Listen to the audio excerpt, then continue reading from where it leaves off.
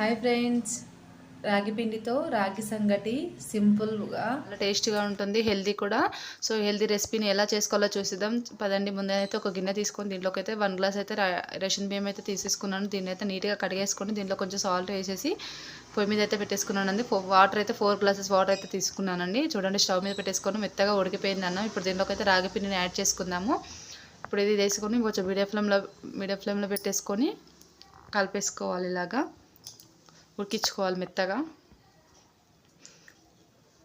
రాగి సంగటి అయితే చాలా సింపుల్గా చేసేసుకోవచ్చు. ఒక 10 మినిట్స్లో సరిపోతుంది అనమాట. పెద్దగా ప్రాసెస్ లేదు, పెద్దగా కష్టపడాల్సిన పని కూడా ఉండదు అనమాట. సింపుల్గా టేస్ట్గా చేసేసుకోవచ్చు. పిల్లలు కూడా ఇష్టంగా తింటారనమాట. ఇలా ఒకసారి చేసి పెట్టినంటే మళ్ళీ మళ్ళీ వాళ్ళే అడుగుతూ ఉంటారనమాట. చూడండి, రెడీ అయిపోయింది. స్టవ్ ఆఫ్ చేసేసి దీన్ని అయితే గిన్నెలోకి తీసుకుంటున్నాను.